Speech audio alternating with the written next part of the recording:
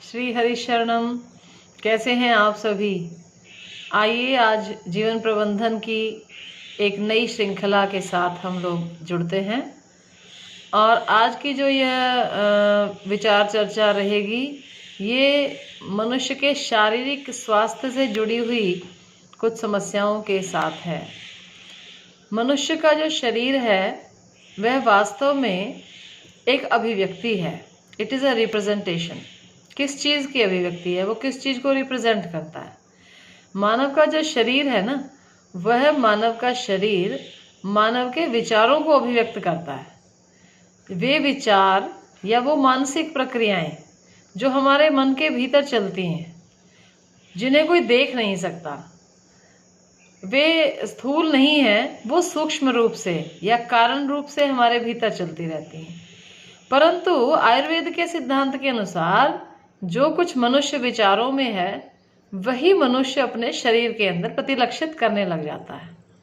आयुर्वेद कहता है कि शरीर का रोग जो है वो तीसरे स्तर पर जाकर के शरीर में रोग आता है। रोग की सर्वप्रथम अभिव्यक्ति जो है वो मनुष्य की बुद्धि में है। बुद्धि के अंदर कुंठित अगर विचार आते हैं तो फिर बुद्धि के अंदर समझो रोग का पदार्पण हो गया। और वही बुद्धि के जो विचार हैं, कुत्सित हैं, कुंठित हैं या भय से भरे हुए हैं, व्याकुलता से भरे हुए हैं या किसी भी प्रकार से वे स्ट्रेसफुल विचार हैं, किसी भी दुर्घटना से, किसी प्रकार की भी अपनी आसपास के परिवेश की घटनाओं से, किसी प्रियजन के समाचार से जब हमारी बुद्धि में, हमारे विचारों के अंदर कोई आंदोलन सा हो जाता है और हमारे वे विचार जो हैं वे स्थिर न रह करके एक तरह से विचलित विचार हो जाते हैं, तो समझो रोग बुद्धि में आ गया। और बुद्धि में आया जो रोग है फिर ये हमारे हृदय को और हमारी भावनाओं को प्रभावित करता है। भावनाओं को इस प्रकार से प्रभावित करता है कि या तो फिर हम प्रसन्न हो जाते हैं या फिर हम अप्रसन्न हो जाते हैं। और अप्रसन्न से भी ज्यादा जब हम कुछ हो जाते हैं तो उसको कहते हैं हम शोक की अवस्था में चले जाते हैं, डिप्रेशन में चले जाते हैं। बहुत गहन दुख जो है उसको शोक कह दिया जाता है। ऐसे शोक की स्थिति में चले जाते हैं और फिर ये मन और हृदय को प्रभावित करने के पश्चात रोग जो है वो तीसरे स्तर पर जाकर के फिर कुछ काल के पश्चात वह शरीर के अंदर भी प्रकट हो जाता है। लगातार यदि मनुष्य की बुद्धि के अंदर कुत्सित, कुंठित, उत्तेजनाजनक या अशांत विचारों की श्रृंखला चलती रहेगी तब उसका हृदय, उसकी भावनाएं, उसका जो उसका एक सॉफ्ट जो उसकी विचारधारा होती है वह प्रभावित हो जाएगी। उसका मन उदास रहने लगता है और मन की उदासी, मन के अंदर क्रोध का आ जाना, मन के अंदर व्याकुलता का आ जाना, तो ये सारी चीजें अगर लगातार कुछ काल तक बनी रहेंगी तो उससे क्या होगा कि जो हमारा शरीर है, शरीर के भीतर में जो हमारे आंतरिक अंग होते हैं, जिसमें कि मुख्य रूप से जो हमारा पाचन तंत्र है उसके ऊपर प्रभाव पड़ जाता है। मन में आए हुए दुख का, शोक का, व्याकुलता का, मोह की स्थिति का, शोक की स्थिति का प्रभाव पाचन तंत्र पर सर्वप्रथम पड़ जाता है। और पाचन में कुछ भी आप खा रहे हैं तो वह खाया हुआ जो पदार्थ है वह जब आपके उदर में जाने के पश्चात, वह जब आंतड़ों में घूमता है, बड़ी आंत और छोटी आंत में जब भोजन घूमता है तो वे जो आंत हैं हमारी, वे हमारे आंतरिक अंग कहलाते हैं।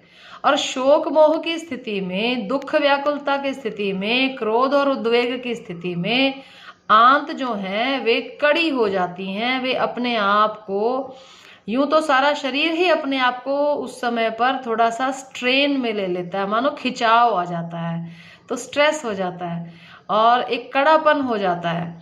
तो भोजन जो खाया हुआ है वह जब आंतों में से घूमता है तो उसकी वह प्रक्रिया घूमने की सही सुचारू रूप से नहीं हो पाती है।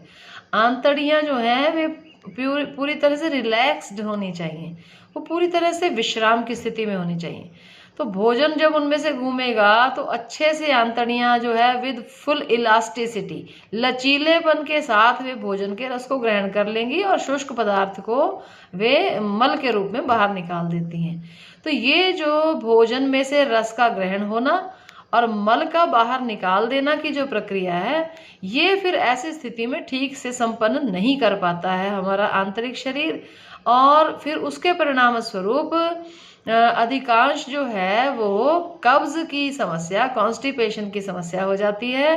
और कब्ज को सिर्फ एक ही मायने में नहीं समझा जाएगा कि मल का पूरी तरह से ना निकलना कब्ज है। मल का आधी मात्रा में निकलना या मल का निकल जाना, परंतु मल के साथ जुड़ी हुई जो विषाक्त वायु है उस वायु का ना निकल पाना और समय से ना निकल पाना, एक निश्चित प्रातःकालीन ब्रह्म मुहूर्त के अंदर जो उदर हमारा रिक्त होता है मल से, वही मानव के लिए जो है वो वह मानव क्या, वो सब जीवों के लिए सर्वश्रेष्ठ प्रक्रिया है।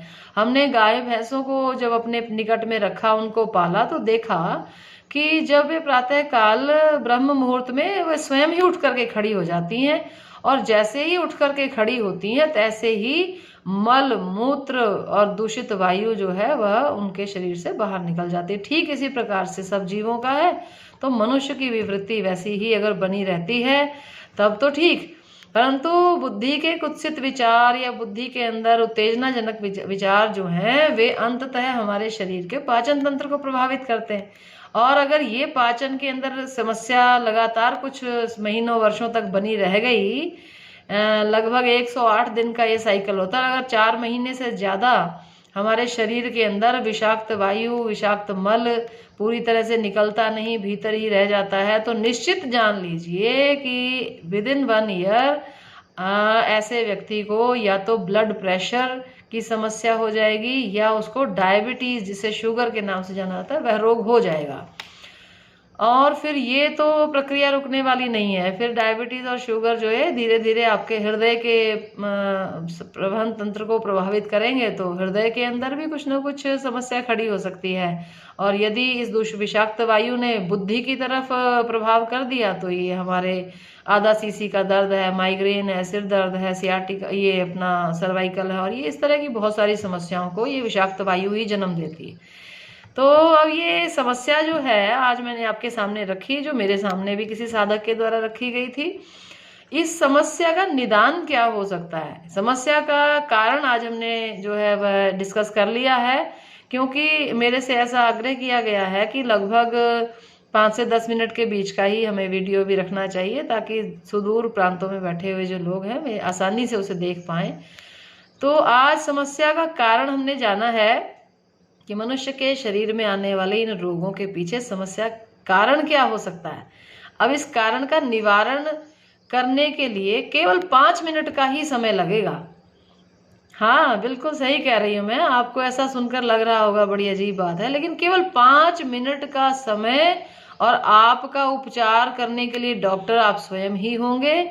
और ये समस्या जो है विचार के प्रवाह को तुरंत सकारात्मक बनाने की, या कहते हैं कि क्रोध को 1 मिनट में ही शांति में परिवर्तित करने की जो प्रक्रिया है, वो हम अगली वीडियो में कल आपके साथ साझा अवश्य करेंगे। तो बने रहिएगा और खूब अधिक मात्रा में सब्सक्राइब कर दीजिएगा चैनल को। अपने प्रिय मित्रों को भी अवश्य आप आगाह कर दें कि इस प्रकार से जीवन प्रबंधन की बहुत सरल विधि से आपके सम्मुख जो है ये बातें रखी जाएंगी, और आप जो है घर में बैठे ही इनका जब पालन करेंगे और अपना वैदिक विधि जो है हमारी जीवन जीने की, आयुर्वेद के अनुसार जिस प्रकार मानव का जीवन होना चाहिए वैसा हम अपना जीवन बनाएंगे, तो निस्संदेह हम औषधियों के, दवाइयों के और डॉक्टरों के इस माया जाल, मोह जाल, इस चंगुल से छूट भी जाएंगे, और मनुष्य का जीवन है स्वस्थ रहकर प्रसन्नता पूर्वक शतायु होकर के अपना जीवन जिएंगे। हरि ओम तत्सत।